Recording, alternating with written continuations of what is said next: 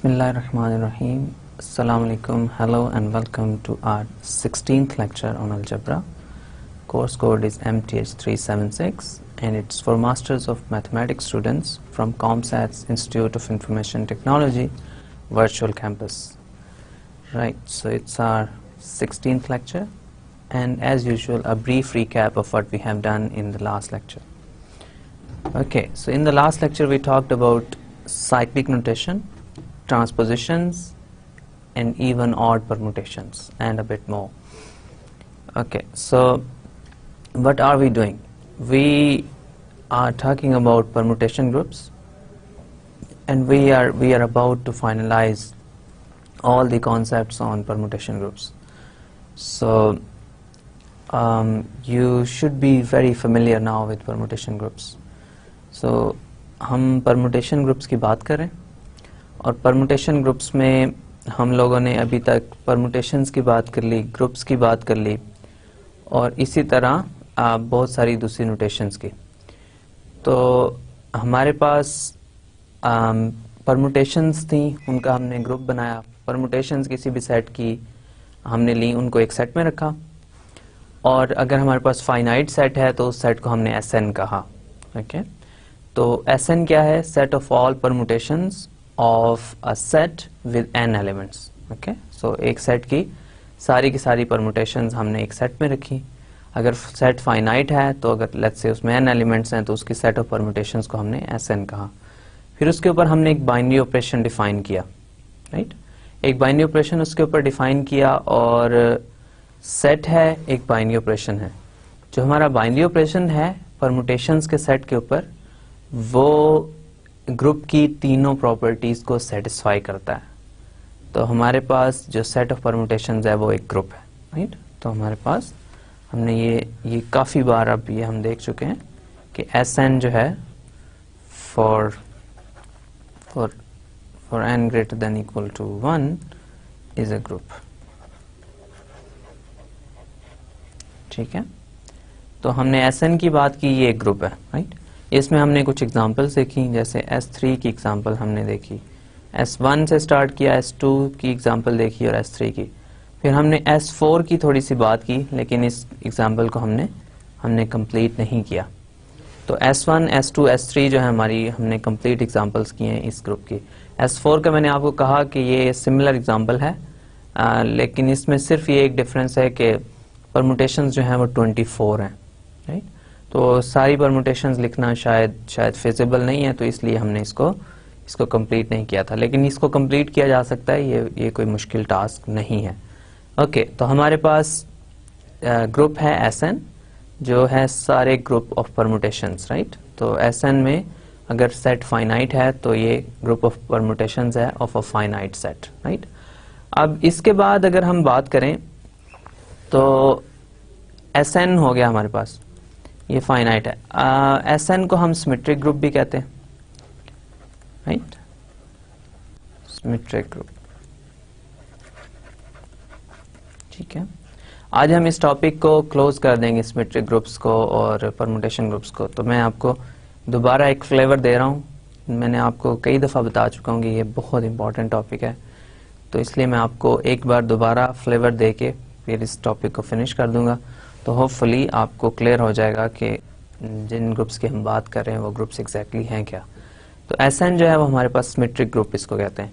अगर in general हमारे पास हो group permutation, let's say S उसको कहें, तो फॉर एनी A, फाइनाइट होना ज़रूरी नहीं है, एनी A, तो इसको भी हम यूजुअली सिमेट्रिक ग्रुप ही कह देते हैं. तो SN भी हमारे पास सिमेट्रिक ग्रुप है और S भी हमारे पास, जिसको भी सिमेट्रिक ग्रुप ही कह देते हैं हम. तो लेकिन SN के लिए हम डिफरेंशिएट करने के लिए हम उसको कह देते हैं कि सिमेट्रिक ग्रुप है of n letters. Right, okay, so S1, S2, S3, S4. So we basically have for S1 we have 1 element, S2 has 2 elements, S3 has 6 elements, S4 has 24 elements. Right, so in general I have already told you that SN will have n factorial elements. Okay, n factorial elements. Okay, and हमारे पास ये groups आ गए हैं SN. तो अब हमने फिर इसके बाद क्या किया, इसके बाद हमने देखा कि ये ग्रुप्स जो हैं इनके ये परमुटेशंस के ग्रुप्स हैं, तो हमने कहा कि कोई और भी परमुटेशन के ग्रुप हो सकते हैं या सारी की सारी परमुटेशंस ही हमें लेने पड़ेंगी फिर ही ग्रुप बनेगा। तो इसमें फिर हमने बात की कि डायहेड्रल ग्रुप क्या होता है।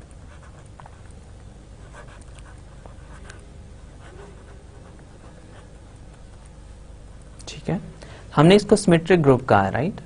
तो अब सिमेट्रिक ग्रुप है तो सिमेट्रिक मीन सिमेट्रीज, अगर हम किसी सर्टेन ऑर्डर में हम चीज़ों को चेंज करें तो हमारे पास लेट्स से वो ऑब्जेक्ट चेंज नहीं होता। जैसे हमने कहा कि डायहेड्रल ग्रुप की हम बात कर रहे थे, तो हमने कहा कि एक ट्राइंगल लें आप जो इक्विलेटरल ट्राइंगल हो, तीनों साइड्स की लेंथ सेम हो और उसके अंदर तीनों एंगल्स भी सेम हो। तो इक्विलेटरल ट्राइंगल आप लें, इक्विलेटरल ट्राइंगल में आपने ये करना है कि उसकी सारी की सारी आप सिमेट्रीज एक सेट में लिख दें। आपके पास ट्राइंगल के वर्टिसेस हैं लेट्स से 1 2 3, ओके, 3 वर्टिसेस हैं ट्राइंगल के 1 2 और 3, राइट। अब आपने क्या करना है, इसकी सारी सिमेट्रीज फाइंड करनी है। मैंने आपको बताया कि इसकी 3 रोटेशनल सिमेट्रीज हैं और 3 रिफ्लेक्शन सिमेट्रीज हैं, राइट। आपने ये 6 की 6 सिमेट्रीज आप एक सेट में रखें, तो आप इस सेट को S3 के साथ कंपेयर करें तो आपने देखा कि ये सेट ऑफ सिमेट्रीज और सेट ऑफ परमुटेशंस यानी S3 एक ही सेट है। तो बेसिकली S3 फिर क्या हुआ, S3 जो है वो है सेट ऑफ ऑल और group of symmetries of an equilateral triangle, okay, rotational and reflection symmetries of an equilateral triangle. Reflection symmetries को हमने फ्लिप्स भी कहा है, राइट। तो ये हमारे पास ग्रुप हैं S3 लेट्स से, और इसी को हमने D6 भी कहा था। तो हमने इन जनरल डायहेड्रल ग्रुप को D2N कहा था। तो डायहेड्रल ग्रुप हमारे पास क्या है, ये है हमारे पास group of symmetries of a regular n-gon, okay. Regular n-gon की डेफिनेशन मैंने आपको बताई थी कि रेगुलर n-gon क्या है। n-gon क्या है, एक फिगर जिसमें n एंगल्स हैं, राइट, सॉरी, एक फिगर जिसमें n साइड्स हैं, ओके। तो आप कोई भी फिगर लें लेट्स से 5 साइड्स की, तो एक पेंटागन आ जाएगा, और 6 साइड्स की आप लें, और इसी तरह आप n साइड्स की आप एक फिगर ले सकते हैं, राइट। तो आपने n साइड्स की फिगर लें, तो इस फिगर को हम n-gon कहेंगे। इस फिगर को रेगुलर n-gon तब कहेंगे जब इसकी सारी की सारी साइड्स सेम हो, उनकी लेंथ सेम हो, और इनके दरमियान जो एंगल बन रहे हैं वो भी सेम हो, ठीक है। तो हमारे पास एक रेगुलर n-gon अगर आप लें, उसकी सिमेट्रीज फाइंड करें। कौन सी सिमेट्रीज, रोटेशनल और रिफ्लेक्शन सिमेट्रीज, ओके। एक किसी भी रेगुलर n-gon की रोटेशनल और रिफ्लेक्शन सिमेट्रीज आप फाइंड करें, उनको एक सेट में लिखें, तो वो सेट आपके पास एक ग्रुप बनाएगा, ओके। और उस ग्रुप को हम डायहेड्रल ग्रुप कहते हैं। तो हमारे पास 2n इसलिए हमने लिखा है, ट्राइंगल हमारे पास 3 उसके वर्टिसेस हैं या 3 साइड्स हैं, और उसकी टोटल सिमेट्री जो है वो 6 है, तो 3 × 2 6, राइट। और इसी तरह हमने स्क्वायर लिया था, स्क्वायर में 4 वर्टिसेस या 4 साइड्स हैं, और उसकी टोटल सिमेट्रीज जो हैं वो 8 आएंगी, 4 रिफ्लेक्शन और 4 रोटेशनल, राइट।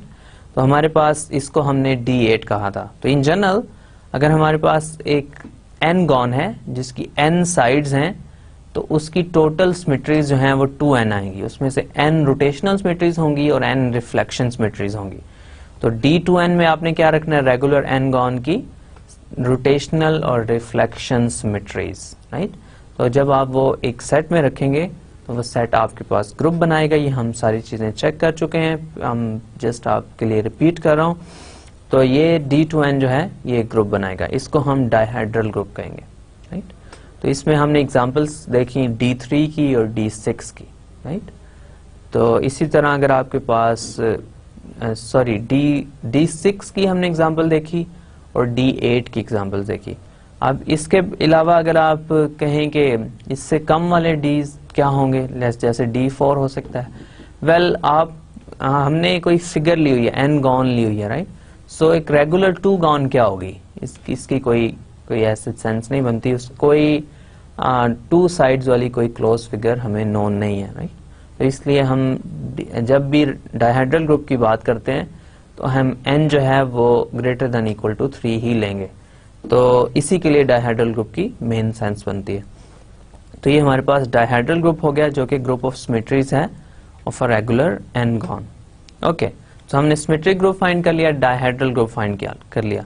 डायहेड्रल ग्रुप हमें ये बता रहा है कि एक तो जो सिमेट्रिक ग्रुप है इसमें वर्ड सिमेट्रिक की एक्चुअल में सेंस बनती है। दूसरा डायहेड्रल ग्रुप हमें ये क्या बता रहा है कि हमें जब ग्रुप ऑफ परम्यूटेशंस फाइंड करना है तो हमें सारे के सारी जो है परम्यूटेशंस लेने की जरूरत नहीं है, इसके अलावा भी ग्रुप्स हो सकते हैं। अगर आप सारी की सारी परम्यूटेशंस लेंगे तो वो तो डेफिनेटली ग्रुप बनेगा, लेकिन उसमें से कुछ परम्यूटेशंस लेके भी आप उसको ग्रुप बना सकते हैं, राइट। तो डायहेड्रल ग्रुप के बाद हमने क्या बात की, हमने ये बात की कि हमारे पास जो नोटेशन है ग्रुप्स को लिखने की, परम्यूटेशंस को लिखने की, वो नोटेशन थोड़ी सी हमारे पास लॉन्ग है, थोड़ी सी कंफ्यूजिंग भी है इन सम सेंस। अब हमारे पास अगर आपने एक परम्यूटेशन है, लेट्स से मैं S3 की बात कर रहा हूँ, ग्रुप मेरे पास S3 है, राइट। इसमें एक परम्यूटेशन है हमारे पास, लेट्स से रो 1, राइट। तो रो 1 को मैंने क्या कहा हुआ है, 1 2 3 और 3 1 2, ठीक है। तो ये आपके पास एक रोटेशनल सिमेट्री के कॉरस्पॉन्डिंग एक परम्यूटेशन है। तो रो 1 ये है हमारे पास। अब रो 1 ये 2 लेट्स से लाइंस में आपकी एक नोटेशन है, आपने ऊपर सेट के एलिमेंट्स लिखने हैं और आपने नीचे जो है वो एलिमेंट जिसके ऊपर मैप हो रहे हैं, यानी जो नई परम्यूटेशन आप फाइंड कर रहे हैं वो लिखेंगे। अब हमने कहा कि इस नोटेशन को हम थोड़ा सा सिंप्लीफाई करना चाहते हैं। 2-3 पर्पस हैं। एक पर्पस तो ये है कि ये नोटेशन इटसेल्फ सिंप्लीफाई हो जाए, हमारे पास कोई ज्यादा बेहतर नोटेशन आ जाए जिसमें सारी इंफॉर्मेशन भी अवेलेबल हो लेकिन हमें लेट्स से लिखने में भी आसानी हो। लेकिन इसके अलावा भी एक बहुत इंपॉर्टेंट पर्पस था, वो पर्पस ये था कि हमने कुछ नए सब ग्रुप्स फाइंड करने थे SN के, राइट। कोई नए बहुत स्पेशल सब ग्रुप्स फाइंड करने थे SN के। तो हमने क्या किया, हमने एक नोटेशन डिफाइन की जिसको हमने साइकिल कहा, ठीक है। अब साइकिल क्या है, साइकिल एक परम्यूटेशन है लेकिन वो परम्यूटेशन थोड़ी सी स्पेशल है। वो इस तरह कि हमारे पास एक लेट्स से साइकिल हम इस तरह डिफाइन करते हैं K1 K2 up to so on K let's say R। तो ये हमारे पास एक साइकिल है। अब ये साइकिल क्या है, ये तो जस्ट एलिमेंट्स लिखे हुए हैं।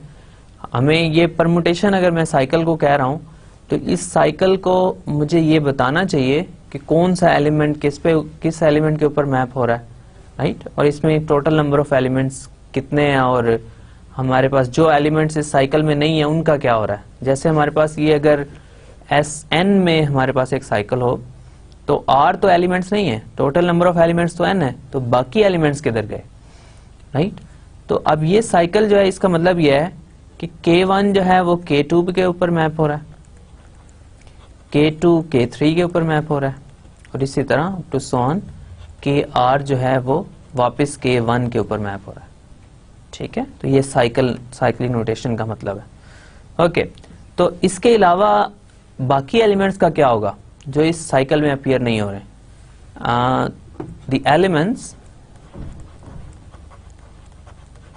the elements which are not present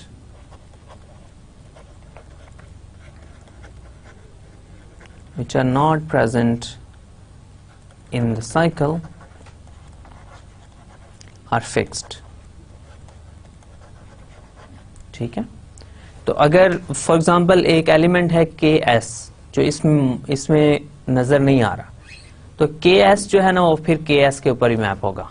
अगर वो इस साइकिल में मौजूद नहीं है तो इस साइकिल में फिर वो फिक्स है, वो KS के ऊपर ही मैप होगा, राइट। तो ये मतलब है जब हम साइकिल की नोटेशन को लिखते हैं।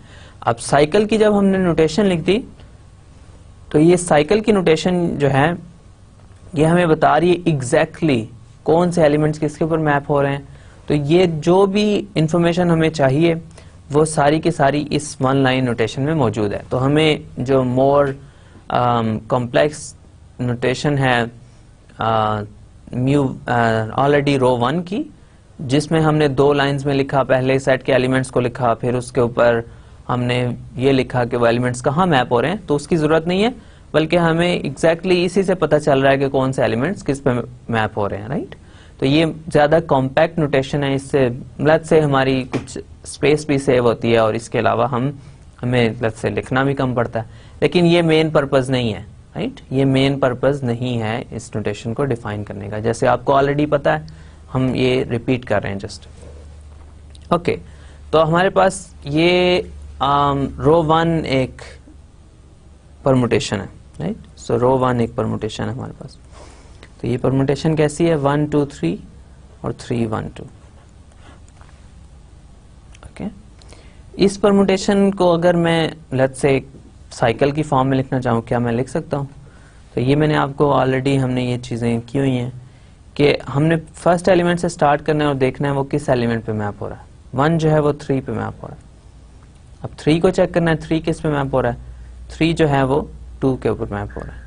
2 को चेक करें, 2 1 के ऊपर मैप हो रहा है। तो लास्ट एलिमेंट फर्स्ट के ऊपर आ गया, फर्स्ट एलिमेंट सेकंड के ऊपर मैप हो रहा है, सेकंड जो है वो थर्ड के ऊपर मैप हो रहा है। तो ये एक साइकिल बन गया। तो ये परमुटेशन थी रो 1, इसको मैंने एक साइकिल की फॉर्म में लिख दिया, राइट। तो ये हमारे पास क्या है, ये साइक्लिक नोटेशन की फॉर्म है। फिर हमने एक रिजल्ट देखा कि हर परमुटेशन जो है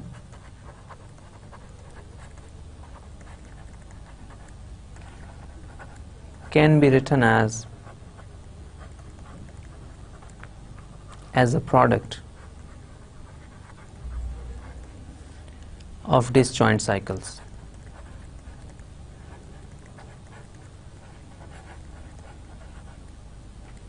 ठीक है, तो क्या हमने कह रहे हैं कि जो भी आप परमुटेशन लेंगे उसको आप डिसजॉइंट साइकिल्स की प्रोडक्ट की फॉर्म में लिख सकते हैं। डिसजॉइंट साइकिल्स क्या हैं?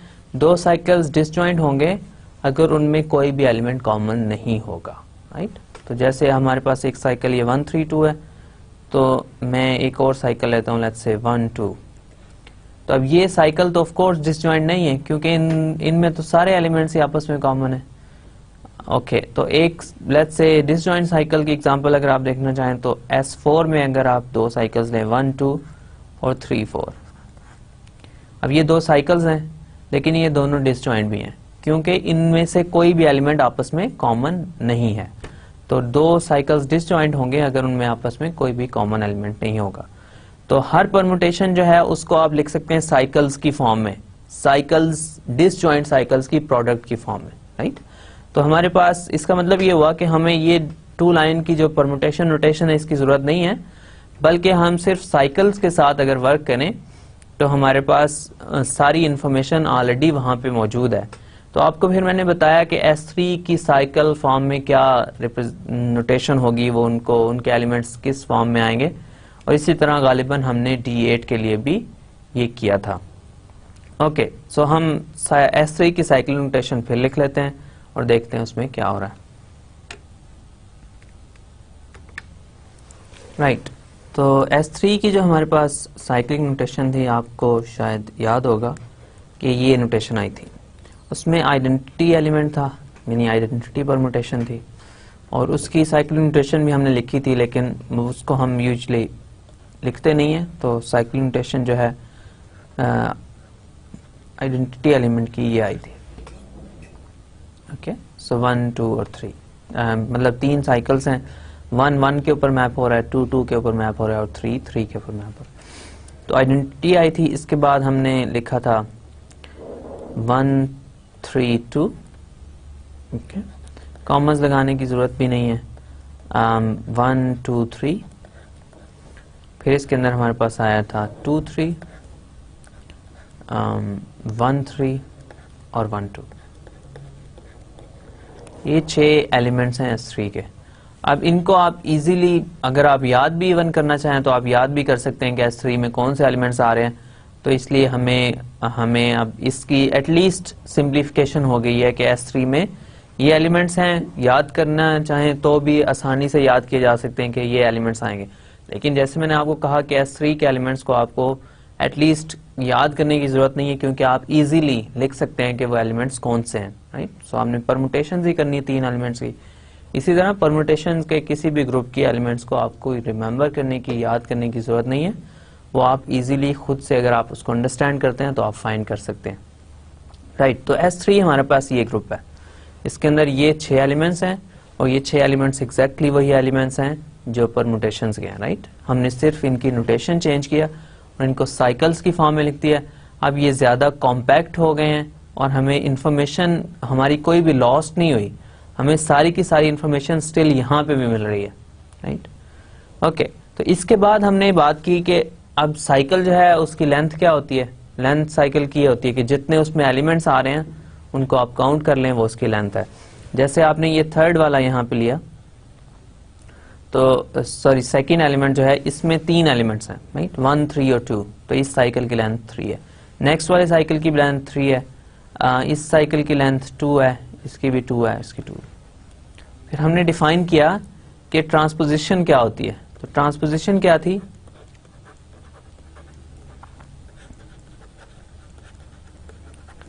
ट्रांसपोजिशन हमारे पास ये थी कि साइकिल ऑफ लेंथ 2, जो लेंथ 2 का साइकिल है उसको हम ट्रांसपोजिशन कहते हैं। तो इस सेट में अगर आप देखें तो 3 ट्रांसपोजिशन है और 2 हमारे पास ऐसे हैं जो ट्रांसपोजिशन नहीं है। तो ये 2, 3 एक ऑलरेडी ट्रांसपोजिशन है, 1, 3 भी ट्रांसपोजिशन है, 1, 2 भी ट्रांसपोजिशन है। तो साइकिल्स हैं, सिर्फ इनकी लेंथ 2 है। अब इनके बारे में क्या स्पेशल है जो हम इनको अलग से नाम दे रहे हैं और इनकी अलग से डेफिनेशन दे रहे हैं। इनके बारे में ये चीज स्पेशल है, मैंने आपको बताई थी कि जो भी आप साइकिल लेंगे उसको आप प्रोडक्ट ऑफ ट्रांसपोजिशंस में लिख सकते हैं, राइट। ये आपको करके भी बताया था, लेकिन ये इन जनरल नोन है कि every cycle is a product of transpositions, right. तो हर साइकिल को आप प्रोडक्ट ऑफ ट्रांसपोजिशंस में लिख सकते हैं, राइट। अब इसमें ये सारी की सारी आपको ऑलरेडी पता है कि ये फाइनाइट ग्रुप्स के लिए बात हो रही है, SN के लिए बात हो रही है, इसलिए आपको ये बार बार बताने की जरूरत नहीं है, SN के लिए बात हो रही है सारी, राइट। तो every cycle is a product of transpositions, okay. तो अब हमारे पास अगर ये साइकिल हो A0, A1, A2 up to so on A, let's say N, तो इसको प्रोडक्ट ऑफ ट्रांसपोजिशन में कैसे लिखेंगे। इसकी एक तरीका ये है, सॉरी A0 को A1 से कर लें पहले तो बेहतर रहेगा। A0 A1, A0 A2 और A0 A3 और कीप गोइंग और A0 AN। तो मैं क्या कर रहा हूं, जो मेरा ओरिजिनल साइकिल है उसको स्मॉलर साइकिल्स में लिख रहा हूं, ट्रांसपोजिशंस में लिख रहा हूं, राइट। कैसे लिख रहा हूं, जो फर्स्ट एलिमेंट है मेरा उसकी मैं ट्रांसपोजिशन बना रहा हूं हर एलिमेंट के साथ उस सेट में। फर्स्ट एलिमेंट की हर एलिमेंट बाकी सब एलिमेंट्स के साथ ट्रांसपोजिशन बना रहा हूं, यही कर रहा हूं, सिर्फ इसके अलावा कुछ नहीं कर रहा हूं। तो जैसे मैंने अगर 1, 3, 2 को लिखना हो तो मैं क्या कर सकता हूं, मैं लिख सकता हूं 1, 3 और 1, 2। और इसी तरह 1, 2, 3 को लिखना हो तो मैं इसको लिख सकता हूं 1, 2 और 1, 3, ओके। तो ये हमारे पास प्रोडक्ट ऑफ ट्रांसपोजिशंस आ जाएगी, ओके। तो अब हमारे पास हर जो साइकिल है उसको आप प्रोडक्ट ऑफ ट्रांसपोजिशन में लिख सकते हैं। बहुत सारी एग्जांपल्स लास्ट लेक्चर में हम कर चुके हैं, इसलिए मैं इसके ऊपर ज्यादा एम्फेसिस नहीं करता। हर साइकिल को आप प्रोडक्ट ऑफ ट्रांसपोजिशंस में लिख सकते हैं, ओके। तो आपको जनरल मेथड भी बता दिया कि किसको, अगर आपके पास एक साइकिल हो तो उसको प्रोडक्ट ऑफ ट्रांसपोजिशंस में कैसे लिखेंगे, ओके। तो अब हमारे पास एक और बहुत अच्छा रिजल्ट था। रिजल्ट क्या कहता था, अगर आप एक साइकिल को प्रोडक्ट ऑफ ट्रांसपोजिशंस में लिखेंगे तो वो जो जितनी ट्रांसपोजिशंस आपको नीडेड होंगी, रिक्वायर्ड होंगी, वो या तो इवन नंबर होंगी या ऑड होंगी, राइट।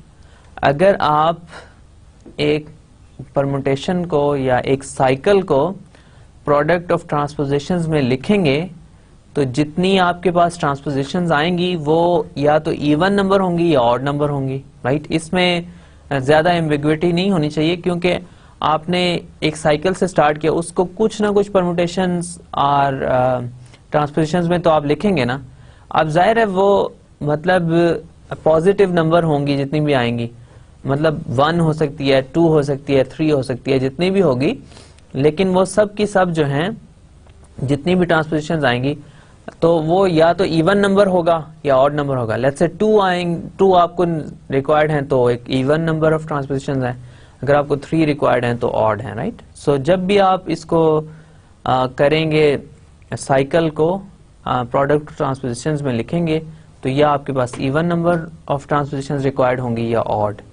ये नहीं हो सकता कि एक ही आप साइकिल को इवन नंबर ऑफ ट्रांसपोजिशंस के भी फॉर्म में लिख सकते हैं और ऑड की भी, ये पॉसिबल नहीं है। या तो आपको इवन नंबर ऑफ ट्रांसपोजिशंस रिक्वायर्ड होंगी या आपको ऑड नंबर ऑफ ट्रांसपोजिशंस रिक्वायर्ड होंगी, दोनों एक वक्त में नहीं हो सकती।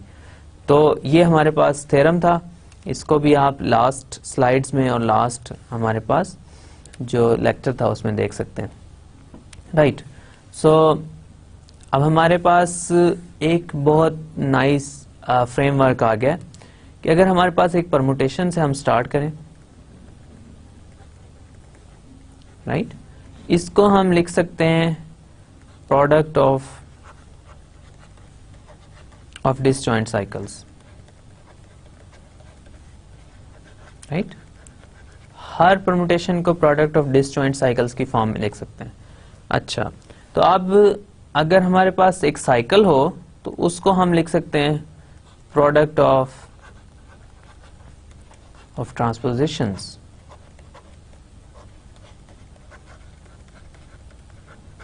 ठीक है। अब इस फ्रेमवर्क को यूज करते हुए और सॉर्ट ऑफ ट्रांजिटिविटी को यूज करते हुए हमारे पास हर परमुटेशन जो है, हर परमुटेशन को हम प्रोडक्ट ऑफ ट्रांसपोजिशंस में लिख सकते हैं,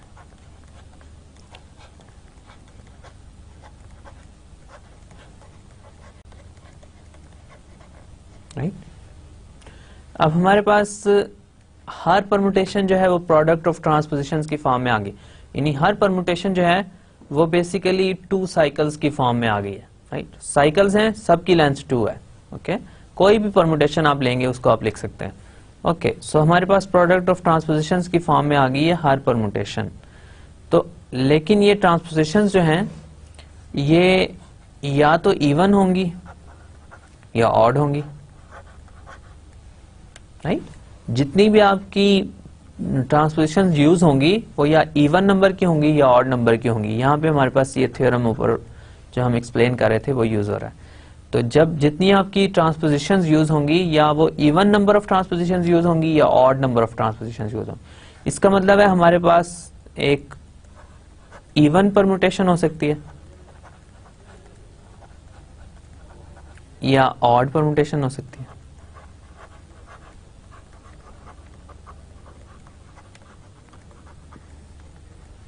ओके। इवन परमुटेशन क्या है और ऑड परमुटेशन क्या है? इवन परमुटेशन यह है कि अगर आप एक परमुटेशन को लें और उसको प्रोडक्ट ऑफ ट्रांसपोजिशंस की फॉर्म में लिखें तो हमारे पास जो नंबर ऑफ ट्रांसपोजिशंस यूज होंगी वो इवन नंबर होंगी, यानी 2 हो सकती हैं, 4 हो सकती हैं, 6 हो सकती हैं, 8 हो सकती हैं। इसी तरह हमारे पास परमुटेशन को हम ऑड कहेंगे अगर हम उसको प्रोडक्ट ऑफ ट्रांसपोजिशंस में लिखें तो हमारे पास जितनी परमुटेशंस यूज हो रही हैं वो ऑड नंबर हो, जैसे 3 हो सकती है, 1 हो सकती है, 3 हो सकती है, 5 हो सकती है, 7, 9, इसी तरह कोई भी ऑड नंबर हो सकता है, लेकिन होंगी ऑड ही। तो हमारे पास ये जैसे थ्योरम से नोन है कि या परमुटेशन इवन होगी या ऑड होगी, इसके दरमियान वाली कोई सिचुएशन नहीं है। ये पॉसिबल नहीं है कि परमुटेशन इवन भी हो ऑड भी हो, ये भी पॉसिबल नहीं है। परमुटेशन या तो इवन होगी या ऑड होगी, इसके दरमियान में कोई इसके अलावा ऑप्शन नहीं है। तो इसका मतलब ये है कि आप परमुटेशंस लें सारी, तो इस आप उसको परमुटेशंस का जो सेट है उसको आप दो पार्ट्स में डिवाइड कर सकते हैं बेसिकली, राइट। तो हमारे पास एक सेट में इवन परमुटेशंस आएंगी और एक सेट में ऑड परमुटेशंस आएंगी, राइट। तो इन दोनों का अगर आप यूनियन करेंगे तो आपके पास सेट ऑफ परमुटेशंस वापस आ जाएगा, क्योंकि एक परमुटेशन या इवन है या ऑड है तो वो एक ना एक सेट में जरूर होगी। तो जब आप यूनियन करेंगे तो आपके पास पूरा का सेट ऑफ परमुटेशंस वापस आ जाएगा, राइट। अब हमने कहा कि ये जो इवन परमुटेशंस और ऑड परमुटेशंस का जो कॉन्सेप्ट दिया, इसको हम यूज करते हैं और इसका एक बहुत इंपॉर्टेंट पर्पस है। हमारे पास जब भी एक ग्रुप होता है, ये भी लास्ट क्लास में हम इसके बारे में थोड़ी बात कर चुके हैं, जब भी हमारे पास एक ग्रुप होता है उसके हम सब ग्रुप्स फाइंड कर सकते हैं, राइट। तो हम इसमें इंटरेस्टेड भी हैं कि हमारे पास एक ग्रुप है, लेट्स से कोई बहुत बड़ा सेट है।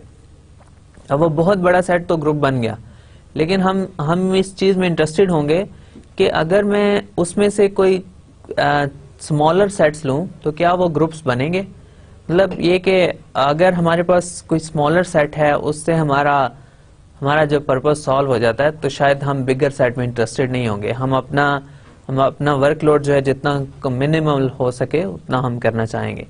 तो अब हमारे पास सब ग्रुप्स जो हैं किसी भी ग्रुप्स के, वो बहुत इंटरेस्टिंग होते हैं, इसके बहुत सारे पर्पसेस हैं और कुछ हम आगे जाके देखेंगे भी कि इसमें सब ग्रुप्स क्यों हम यूज करते हैं, राइट।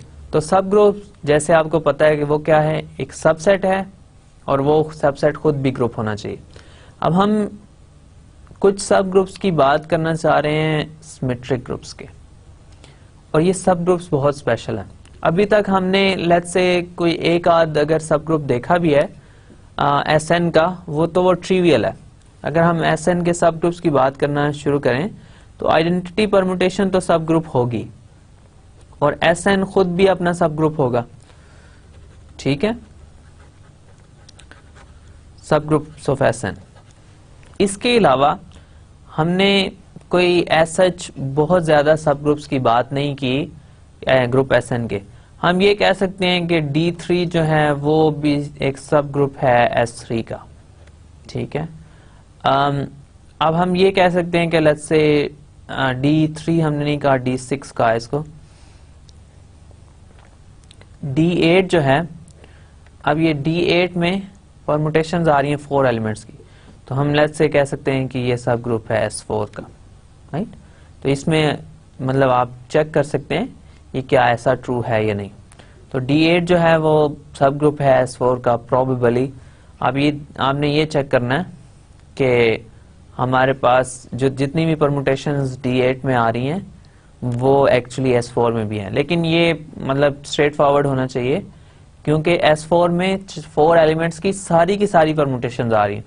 तो D8 क्या है, D8 भी बेसिकली परमुटेशंस हैं 4 एलिमेंट्स की, लेकिन वो स्पेशल हैं क्योंकि वो सिमेट्रीज ऑफ स्क्वायर से रिलेटेड हैं, लेकिन हैं तो वो परमुटेशंस ही 4 एलिमेंट्स की, तो वो डेफिनेटली S4 में भी होंगी। और हम ये प्रूव कर चुके हैं कि D8 जो है वो S4 D8 जो है वो खुद एक ग्रुप है, राइट। वही ऑपरेशन है जो S4 के ऊपर है, तो D8 जो है वो सब ग्रुप होगा S4 का। और इसी तरह इन जनरल हम ये कह सकते हैं कि D2N जो है वो सब ग्रुप है SN का, राइट। तो ये हम इसके अलावा अभी तक हमें इसके कोई सब ग्रुप्स नजर नहीं आए, लेकिन जो हम नया सब ग्रुप डिफाइन करने जा रहे हैं जिसको हमने अल्टरनेटिंग ग्रुप कहा है, ये SN का एक सब ग्रुप है और ये बहुत ही स्पेशल सब ग्रुप है। ये आपके हर n के लिए एग्जिस्ट करता है और इसमें exactly half the number of elements होते हैं जितने SN में, राइट। तो अब हमारे पास अगर SN के अंदर आपको पता है कि n फैक्टोरियल एलिमेंट्स हैं, इनमें से n फैक्टोरियल ओवर 2 जो हैं वो इवन है और n फैक्टोरियल ओवर 2 ही ऑड हैं, राइट। तो अगर मैं एक सेट बनाऊं जिसको मैं an कहूं, an में मैं क्या करता हूं, ये है set of all even permutations.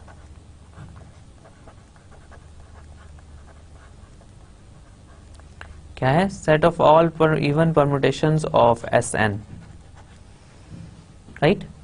तो आधी इवन परमुटेशंस हैं, आधी ऑड हैं, तो जो हाफ ऑफ द सेट है ना, वो उसको हमने इसमें लिख दिया।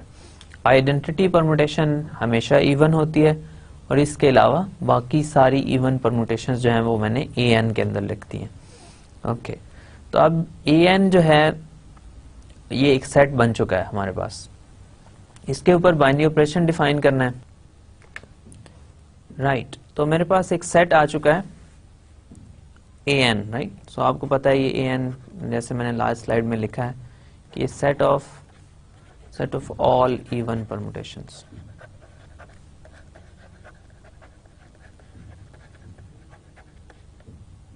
ऑफ Sn, ठीक है। अब इसके ऊपर एक बाइनरी ऑपरेशन डिफाइन करना है। अगर मैं इसको ग्रुप बनाना चाह रहा हूं तो इसके ऊपर मुझे एक बाइनरी ऑपरेशन चाहिए। अगर एक बाइनरी ऑपरेशन इसके ऊपर मुझे मिल जाता है तो मैं इसके ग्रुप होने के बारे में बात कर सकता हूं। तो इस सेट के ऊपर बाइनरी ऑपरेशन मैं डिफाइन करता हूं, वही यूजुअल बाइनरी ऑपरेशन है जो Sn के ऊपर है, राइट। तो क्या है, हमारे पास दो परमुटेशंस हों, लेट्स से रो 1 और रो 2, तो बाइनरी ऑपरेशन जो है वो रो 1 कंपोजिशन रो 2 है,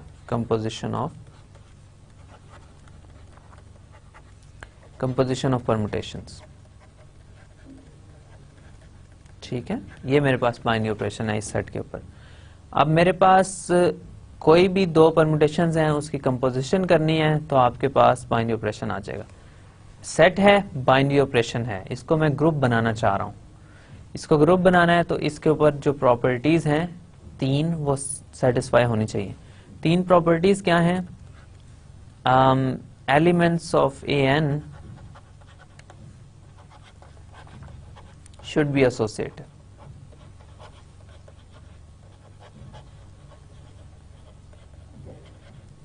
ठीक है। अब an के जो जितने भी एलिमेंट्स हैं वो एसोसिएटिव होने चाहिए, लेकिन ये आपको ऑलरेडी पता है कि ये बहुत ट्रिवियल कंडीशन है।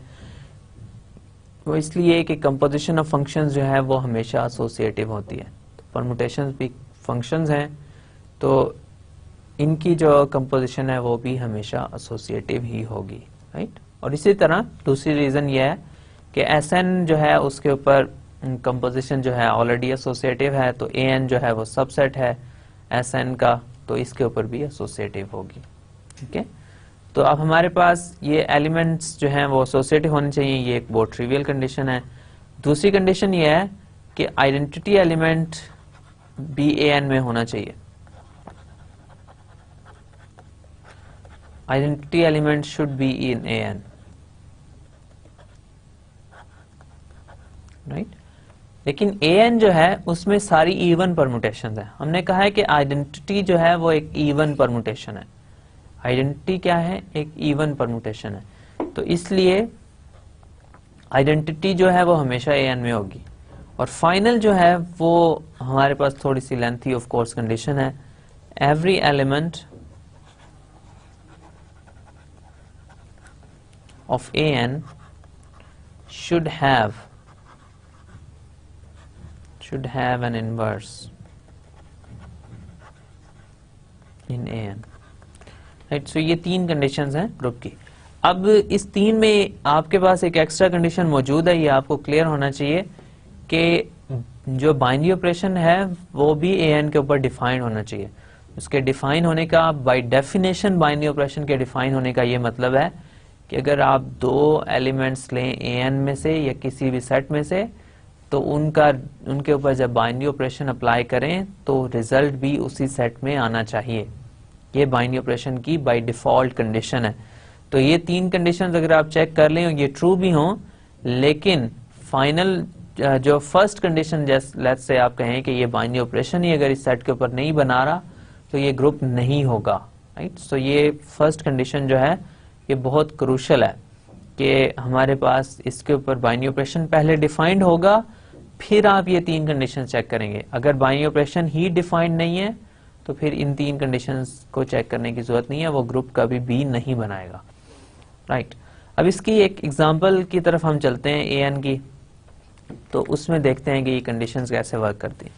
तो एज यूजुअल हम S3 के सब ग्रुप की बात कर रहे हैं, A3। अब S3 आपको पता है, हम कई बार अब लिख चुके हैं, अब आपको डेफिनेटली याद भी हो गया होगा। आइडेंटिटी है इसमें और कौन से एलिमेंट्स हैं, 1 3 2 है, और 1 2 3 है, और 2 3 है, और 1 3 है, और 1 2 है, राइट। ये हमारे पास 3 एलिमेंट्स हैं S3 के अंदर। अब S3 के ये तीनों, S3 के अंदर ये 6 एलिमेंट्स हैं। अब इनमें से ये देखना है कि कौन सी इवन है और कौन से ऑड है। आइडेंटिटी जो है वो इवन है, राइट। ये भी एक्सरसाइज हम लास्ट टाइम कर चुके हैं, तकरीबन हमने कंप्लीट कर दी थी। 1 3 2 जो है, अब हर साइकिल जो है उसको प्रोडक्ट ऑफ ट्रांसपोजिशंस की फॉर्म में आप लिख सकते हैं, राइट। इसकी प्रोडक्ट ऑफ ट्रांसपोजिशंस क्या है, 1 3 है और 1 2 है, राइट। अब ये इसकी प्रोडक्ट है, ओके। अब इसमें 2 साइकिल्स यूज हो रहे हैं, 2 ट्रांसपोजिशंस यूज हो रही हैं। 2 जो है वो एक इवन नंबर है, तो ये इवन है। इसके बाद हमारे पास 1 2 3 की अगर बात करूं, तो 1 2 3 को आप लिख सकते हैं 1 3 और 1 2, 1 2 और 1 3 लिखना चाहिए मुझे, जो कन्वेंशन है उसको फॉलो करना चाहिए। 1 2 और 1 3, इसके अंदर कितनी परमुटेशन यूज हो रही हैं, ट्रांसपोजिशंस यूज हो रही हैं 2, तो 2 भी एक इवन नंबर है, राइट। इसके बाद अगर बात करूं 2 3 को, तो 2 3 ऑलरेडी एक ट्रांसपोजिशन है, तो प्रोडक्ट ऑफ ट्रांसपोजिशन क्या होगी, 2 3, राइट। सो ये ऑड है, इसमें सिर्फ एक ट्रांसपोजिशन यूज हो रही है। इसी तरह मेरे पास 1 3 जो है वो भी ऑड है, राइट, क्योंकि ये जस्ट 1 ट्रांसपोजिशन यूज हो रही है इसमें, राइट। 1 2 जो है वो भी ऑड होगा हमारे पास, ओके। तो ये आपके पास आपने देख लिया कि 6 एलिमेंट्स थे, उनमें से एग्जैक्टली हाफ यानी 3 जो है वो इवन है और एग्जैक्टली हाफ 3 जो है वो ऑड है। तो अगर आपने एक सेट बनाना है A3, उसके अंदर आपके कौन से एलिमेंट्स आएंगे, आइडेंटिटी आएगी, आपके पास एलिमेंट आएगा 1 3 2 और आपके पास एलिमेंट आएगा 1 2 3, ओके। तो ये आपके पास एक A3 है जो सेट ऑफ परमुटेशंस बन गया इवन परमुटेशंस का, राइट। अब A3 जो है ये आपके पास सेट है, इसके ऊपर बाइनरी ऑपरेशन कौन सा है, इसके ऊपर बाइनरी ऑपरेशन वही है जो बाइनरी ऑपरेशन आपके पास है S3 के ऊपर, यानी composition of transpositions, composition of permutations. अब हमारे पास A3 जो है वो सेट आ गया है, आइडेंटिटी 1 3 2 और 1 2 3, ठीक है। अब इस सेट को अगर मैं लेके चलूं, तो इसके ऊपर मैंने कंडीशंस चेक करनी है कि क्या ये ग्रुप बनाता है या नहीं। अब पहली कंडीशन में क्या चेक करूंगा कि इसके ऊपर बाइनरी ऑपरेशन तो डिफाइंड है या नहीं। अगर बाइनरी ऑपरेशन ही डिफाइंड नहीं है तो फिर कुछ और करने की जरूरत नहीं है। तो अगर आइडेंटिटी को आप किसी भी परमुटेशन से यहाँ मल्टीप्लाई करेंगे तो आपके पास वही परमुटेशन वापस आ जाएगी, इसको आपको चेक करने की हाजत नहीं है। अब हमारे पास ये 2 परमुटेशंस हैं, इनको अगर मैं मल्टीप्लाई करके देखते हैं क्या आंसर आता है। तो अब हमारे पास 1 3 2 है और 1 2 3 है। अब इसको आपस में मल्टीप्लाई करें तो आपके पास आ जाएगा, पहले एलिमेंट से स्टार्ट करते हैं। तो फर्स्ट एलिमेंट पे 1 जो है वो 3 पे मैप हो रहा है, और नेक्स्ट में आप देखेंगे तो 3 जो है वो 1 पे मैप होगा, तो 1 जो है वो 1 पे ही मैप होगा। तो ऐसे फॉर एग्जांपल 1 2 3 और 1 1 पे मैप होगा, ओके। अब नेक्स्ट में अगर आप देखें तो 2 से स्टार्ट करें। फर्स्ट परमुटेशन में 2 किस पे मैप हो रहा है, 2 जो है वो 1 पे मैप हो रहा है, राइट। सो 2 1 पे मैप हो रहा है, और सेकेंड वन में 1 जो है वो 2 पे मैप हो रहा है, तो इन द एंड 2 जो है वो 2 पे मैप हो जाएगा, ओके। अब इसके बाद हम 3 की बात करें तो 3 जो है फर्स्ट परमुटेशन में 3 जो है वो 2 पे मैप हो रहा है, और सेकंड में 2 जो है वो 3 पे मैप हो रहा है, तो इन द एंड जो है वो 3 पे मैप हो जाएगा। तो आपके पास ये आइडेंटिटी परमुटेशन आ गया, तो ये डेफिनेटली A3 में मौजूद है। ओके, तो आपने चेक किया आइडेंटिटी का इनके साथ प्रोडक्ट लेंगे तो ये इसी सेट में आएगा, इन दोनों का आपस में प्रोडक्ट ले लें तो हमारे पास वो भी इसी सेट में है। तो बाइनरी ऑपरेशन जो है वो क्लोज्ड है अंडर कंपोजिशन। आपको ये भी चेक करना चाहिए कि 1 2 3 और 1 3 2 जो है वो भी इसी सेट में, लेकिन ये भी आपके पास आइडेंटिटी आएगा और ये भी A3 में मौजूद है। ओके, तो बाइनरी ऑपरेशन तो डेफिनेटली इस सेट के ऊपर डिफाइंड है।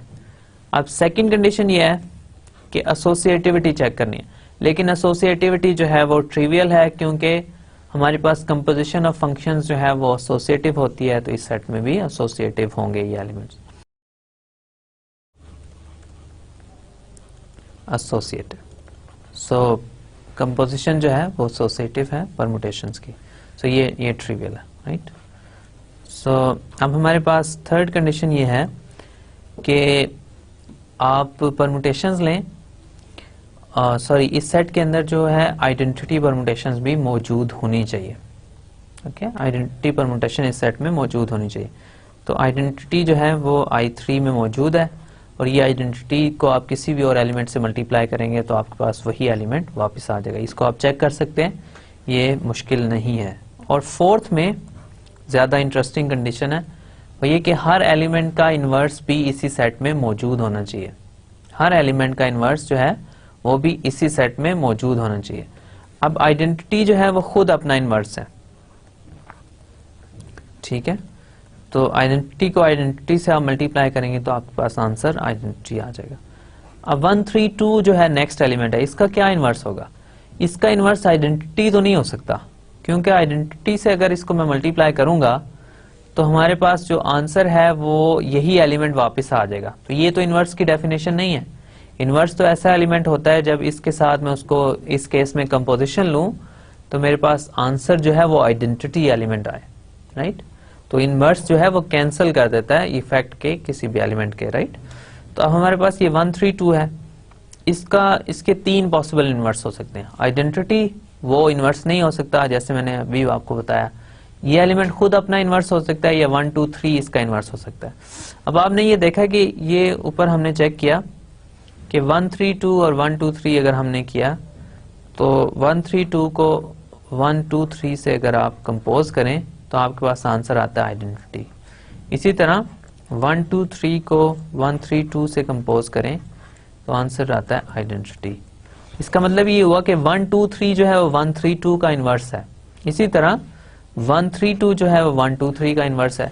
तो इन दोनों एलिमेंट्स का इन्वर्स इस सेट में मौजूद है। आपको यहाँ पे क्लोजर में ये भी चेक करना चाहिए कि इस एलिमेंट को खुद से मल्टीप्लाई करें तो क्या रिजल्ट आता है। तो आप ये चेक कर सकते हैं कि अगर 1 3 2 को मैं 1 3 2 से मल्टीप्लाई करूंगा तो मेरे पास आंसर जो है वो इसी सेट में आएगा, राइट। तो इसमें और भी ऑप्शंस हैं क्लोजर में, वो सारी आपको चेक करनी होंगी।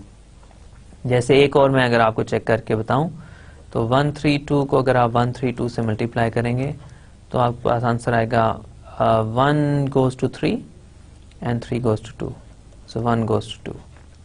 इसी तरह 2 goes to 1 and 1 goes to 3, so 2 goes to 3, and finally 3 goes to 2 and 2 goes to 1, so 3 goes to 1। तो ये आपके पास आ गया एलिमेंट्स 1 2 और 1 goes to 2, 2 goes to 3 and 3 goes to 1, so 1 2 3। 1 3 2 को आपस में दो बार मल्टीप्लाई करेंगे तो 1 2 3 आ जाएगा, राइट। इसी तरह आप बाकी भी चेक कर सकते हैं कि अगर आप 1 2 3 को 1 2 3 से मल्टीप्लाई करेंगे तो आंसर 1 3 2 आ जाएगा, ओके। तो ये आपके पास ये एलिमेंट्स जो हैं इस सेट के क्लोज भी हैं, इसमें एसोसिएटिव लॉ भी होल्ड करता है, इसमें आइडेंटिटी एलिमेंट भी मौजूद है, हर एलिमेंट का इन्वर्स भी मौजूद है। तो इसका मतलब ये हुआ कि A3 जो है वो एक ग्रुप है, राइट। A3 एक ग्रुप है। अब A3 जो है ये एक सबसेट है S3 का, और A3 जो है वो खुद भी ग्रुप है और बाइनरी ऑपरेशन वही है जो S3 के ऊपर है।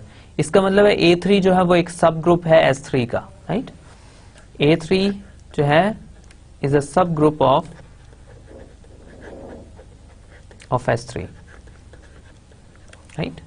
तो ये हमारे पास कुछ एग्जांपल्स आ गई। एक एग्जांपल आ गई S3 के सब ग्रुप की।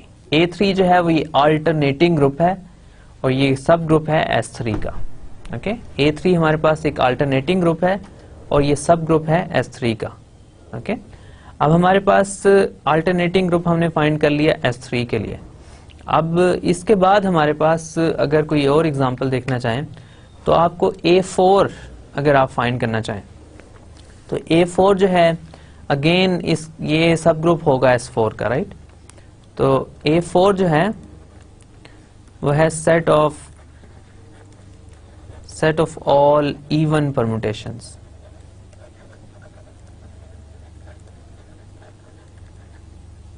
Permutations of S4, right. अब इस सेट में कौन से एलिमेंट्स आएंगे?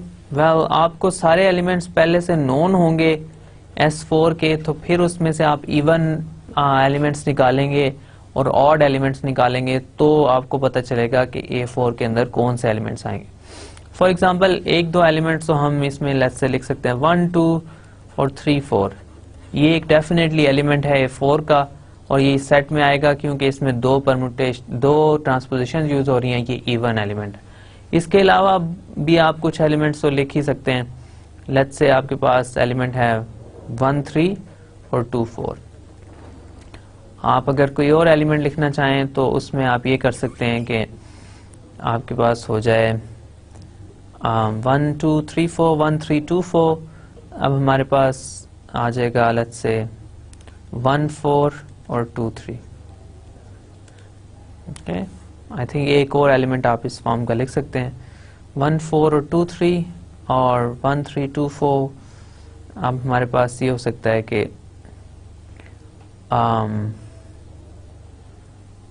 1 goes to 2, 1 goes to 3, 1 goes to 4। That's it. इसमें आप ये कर सकते हैं। इसके अलावा ये एलिमेंट्स भी मौजूद होंगे इसके अंदर 1, 2 सॉरी ये एलिमेंट ऑड है, सॉरी ये इस सेट में नहीं आएगा। इसी तरह आप मतलब इसमें 12 एलिमेंट्स हैं। इसको आप उस वक्त तक हम फाइंड नहीं कर सकते जब तक हमारे पास S4 के सारे एलिमेंट्स नोन ना हो। तो ये आपके पास आपने अगर आप पहली एक्सरसाइज कर रखी है जो मैंने आपको दी थी कि आप एक्सरसाइज ये है कि आप S4 के सारे एलिमेंट्स लिखें और शो करें वो एक ग्रुप है। अगर आपने वो एक्सरसाइज की है तो इसमें आपके लिए ये एक्सरसाइज है कि आप A4 के सारे एलिमेंट्स लिखें, राइट। तो ये जैसे मैंने कहा ये मुश्किल एक्सरसाइज नहीं है, इसमें सिर्फ एक ही प्रॉब्लम है कि इसमें थोड़ा टाइम ज़्यादा लगेगा। तो हमारे लेक्चर में हमारे पास लिमिटेड टाइम होता है, इसलिए हम ये लेंथी एग्जांपल्स जो हैं ये नहीं कर सकते। लेकिन आप इसको अटेम्प्ट जरूर कीजिएगा क्योंकि A4 जो है ये एक बहुत स्टैंडर्ड एग्जांपल है और इसमें बहुत ज़्यादा कम्प्लेक्सिटीज इन्वॉल्व नहीं है। 12 एलिमेंट्स हैं इसमें और जब आप उन 12 एलिमेंट्स को लिख लेंगे तो उसको ग्रुप प्रूफ करना इतना मुश्किल नहीं है। ओके, तो A4 जो है वो हमारे पास अल्टरनेटिंग ग्रुप है। A4 जो है वो एक सब ग्रुप है S4 का, राइट। और A4 जो है वो क्या है? Alternating group.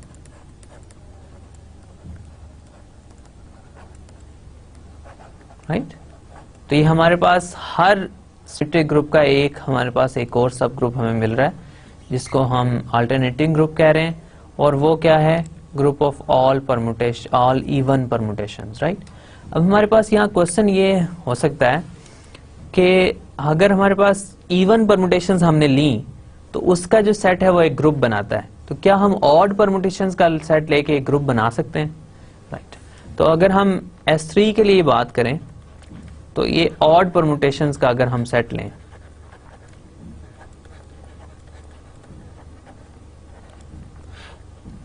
Okay, odd permutations का मैंने सेट लिया तो मेरे पास ये सेट आएगा 2, 3 और 1, 3 और 1, 2। ये 3 एलिमेंट्स आएंगे ऑड परम्यूटेशंस के सेट में। S3 की बात हो रही है। अब ये 3 एलिमेंट्स क्या ग्रुप बना सकते हैं? वेल, आपको इस सेट को देखते ही पता चल जाना चाहिए कि ये कभी भी ग्रुप नहीं बनाएगा।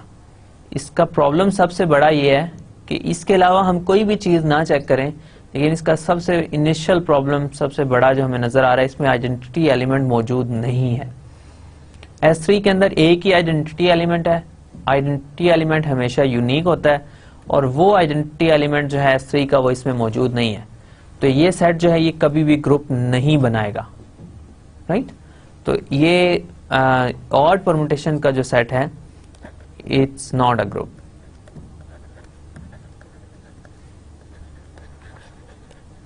ठीक है, ये ग्रुप नहीं है तो सब ग्रुप भी नहीं है। तो इवन परमुटेशंस का जो सब ग्रुप है, जो सब सेट है, वही सिर्फ ग्रुप बनाएगा। हमारे पास ऑड परमुटेशंस जो हैं वो ग्रुप नहीं बनाएंगी। ओके, तो ये हमारे पास एक क्लैरिफिकेशन है ऑड परमुटेशंस के लिए। इसके अलावा एक और ज्यादा इंटरेस्टिंग एग्जांपल ये हो सकती है कि हम D8 ग्रुप लें। हमारे पास अगर ग्रुप है D8, तो D8 हम आपके पास नोन है। इसमें कितने एलिमेंट्स हैं? इसके अंदर 8 एलिमेंट्स हैं और वो सारे के सारे एलिमेंट्स भी आपको नोन है। तो D8 की अगर हम एग्जांपल को स्टार्ट करें और इसमें देखें कि इवन परमुटेशंस कौन सी हैं और ऑड परमुटेशंस कौन सी हैं, तो इवन परमुटेशंस का अगर D8 में से हम सेट बनाएं तो हम ये चेक करना चाह रहे हैं कि D8 की जो इवन परमुटेशंस हैं, क्या वो एक सब ग्रुप बनाएंगी या नहीं। तो D8 में आपके एलिमेंट्स जो हैं उनको अगर आप लिखें तो वो एलिमेंट्स आपके पास होंगे आइडेंटिटी। इसके अलावा D8 में कौन से एलिमेंट्स आ रहे हैं? D8 जैसे आपको पता है सिमेट्रीज हैं स्क्वायर की, रोटेशनल और रिफ्लेक्शन। तो आपके पास ये एलिमेंट डेफिनेटली उसमें आएगा 1 और 1 2 3 4, लेट्स से। इसके बाद एक एलिमेंट इसमें ये आ सकता है कि 1 4 और 1 goes to 4 and then 4 1. Okay, so let me write these elements down. 1 2 3 4. So 4 or then 1 2 3. So 1 goes to 4 and 4 goes to 3. 1 4 3 2. इसके अलावा एक एलिमेंट इसमें ये हो सकता है कि 1 2 3 4 and then we can write it as 3 4 1 2. So 1 goes to 3 and 1 goes to 3 and 3 goes to 1, or 2 goes to 4 and 4 goes to 2. So 2 4, right? इसके अलावा क्या एलिमेंट्स हो सकते हैं? इसके अलावा एलिमेंट्स हो सकते हैं कि आपके पास इस तरह के कुछ एलिमेंट्स हैं D8 में 1 2 3 4, और आप अगर चेंज करें 1 और 3 को आपस में, या सो 1 और 3 को आपस में चेंज कर लें और 2 और 4 को चेंज कर लें, राइट। सो हमारे पास अगर वर्टिसेस हैं 1 2 3 और 4, सो 2 और 3 को आपस में चेंज करें और 1 और 4 को आपस में चेंज करें। 2 और 3 को आपस में चेंज करें तो आपके पास आ जाएगा 2 goes to 3 and 3 goes to 2, और 1 goes to 4 and 4 goes to 1. So इसको अगर आप यहाँ ट्रांसफॉर्म करें तो आपके पास आ जाएगा 1 4 और इसके साथ आ जाएगा 2 3. ओके, इसके अलावा कौन से एलिमेंट्स हो सकते हैं? इसके अलावा एलिमेंट्स हो सकते हैं अगर आप 1 को 2 से इंटरचेंज करें और 3 को 4 से करें, राइट। सो 1 2 और 3 4, राइट। इसके अलावा दो और हैं, दो और एलिमेंट्स क्या हैं? आप 1 और 3 को फिक्स करें तो आपके पास आ जाएगा 2 और 4, और फाइनली अगर आप फिक्स करें 2 और 4 को फिक्स करें तो आपके पास आ जाएगा 1 और 3. तो ये आपके पास 8 एलिमेंट्स हैं D8 के अंदर, राइट। इसको यहाँ से मैं अरेज कर देता हूँ.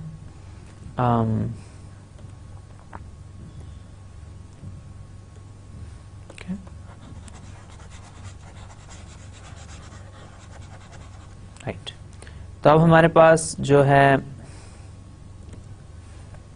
इस सेट के एलिमेंट्स हमने लिख लिए. अब इसमें से इवन कौन से हैं और ऑड कौन से हैं ये हमने देखना है. अब हमारे पास जो A A4 इसको नहीं कह सकते, लेकिन लेट्स से हम A4 टिल्डा कह देते हैं। इसका मतलब है D8 में से जो हम इवन परमुटेशंस ले रहे हैं वो क्या होंगी, वो होंगी आइडेंटिटीज में आएगी। इसके अंदर आएगा ये एलिमेंट डेफिनेटली आएगा 1 3 और 2 4। इसके अलावा ये एलिमेंट भी डेफिनेटली आएगा 1 4 और 2 3, और एक और एलिमेंट आएगा 1 2 और 3 4। ओके, अब ये आपके पास 4 एलिमेंट्स हैं जो A4 टिल्डा के अंदर आ रहे हैं। अब बाकी आप सारे एलिमेंट्स को चेक कर लें, ये एलिमेंट्स भी ऑड है, ये एलिमेंट भी ऑड है, और ये दोनों एलिमेंट जो है ये 3 ट्रांसपोजिशंस की प्रोडक्ट में आएंगे तो ये भी ऑड है। तो हमारे पास 4 एलिमेंट्स हैं इस सेट के अंदर जो इवन है, 4 एलिमेंट्स इस सेट के अंदर इवन है। तो इन सब एलिमेंट्स को अगर आप चेक करें तो एक्सरसाइज आपके लिए ये है कि check whether A4 tilde is a group और नॉट। ठीक है, अगर आप ये चेक नहीं कर सकेंगे तो हम नेक्स्ट लेक्चर में इंशाल्लाह मैं आपको ये बता दूंगा कि A4 टिल्डा ग्रुप बनाता है या नहीं। ओके, तो आपने ये चेक करना है कि ये A4 टिल्डा जो है एक ग्रुप बनाता है या नहीं। तो इस पे मैं आज की अल्टरनेटिंग ग्रुप की जो डिस्कशन है इसको क्लोज करता हूं। तो हमने S4 लिया और उसके अल्टरनेटिंग ग्रुप्स फाइंड किए हैं, राइट। तो मतलब उसके सब ग्रुप्स कुछ फाइंड करने की कोशिश की हमने, और सब ग्रुप्स क्या है उनको हमने स्पेशल नाम दिया है, उनको अल्टरनेटिंग ग्रुप का। तो आज का लेक्चर समराइज करके हम इस डिस्कशन को क्लोज करते हैं, और फिर इंशाल्लाह नेक्स्ट लेक्चर में इसी डिस्कशन को थोड़ा सा कंटिन्यू करके फिर हम इसके अलावा कुछ और इम्पोर्टेंट ग्रुप्स की बात करेंगे, राइट। ओके, सो आज के लेक्चर में हमने क्या किया, आज के लेक्चर में हमने पहले रिवीजन की, परमुटेशन के सारे कॉन्सेप्ट्स मैंने आपको एक दफ़ा फिर रिवाइज कर दिए। ये परमुटेशन ग्रुप्स क्या होते हैं, उनके साइकिल्स क्या होते हैं, ट्रांसपोजिशंस क्या होती हैं, फिर परमुटेशंस को हम ट्रांसपोजिशंस की फॉर्म में कैसे लिखते हैं, और इसी तरह इवन ऑड परमुटेशंस क्या होती हैं, ये सारे कॉन्सेप्ट्स हमने रिवाइज किए। फिर उसके बाद हमने बात की कि अगर आपके पास ग्रुप है Sn, उसके अंदर हाफ जो है वो इवन परमुटेशंस है, हाफ ऑड है। आप जो इवन परमुटेशंस है उसको एक सेट में लिखें, और आप उस सेट को आप चेक करें कि क्या वो ग्रुप बनाता है या नहीं। तो हमने ये चेक किया कि जो An हमने उस सेट को कहा जिसमें सारी की सारी इवन परमुटेशंस रखी हमने Sn में से, तो वो एक ग्रुप बनाता है, और ये सब ग्रुप है Sn का, और इस ग्रुप को हमने अल्टरनेटिंग ग्रुप कहा है, राइट। सो अल्टरनेटिंग ग्रुप क्या है, हमारे पास एक सब ग्रुप है Sn का जिसमें सारी इवन परमुटेशंस हमने लिखी है। फिर उसके बाद हमने A3 की एग्जांपल देखी, A4 की एग्जांपल मैंने स्टार्ट की, लेकिन उसमें एलिमेंट्स जो हैं वो आपको नॉन है, तो वो आप उनको एक सेट में लिख के ये चेक करें क्या वो ग्रुप बनाता है या नहीं। ओके, तो इसके बाद हमने ये बात की कि अल्टरनेटिंग ग्रुप ये हो गया कि इवन परमुटेशंस को हमने एक सेट में लिखा। तो फिर हमारा क्वेश्चन ये है कि क्या ऑड परमुटेशंस वो ग्रुप बनाती हैं।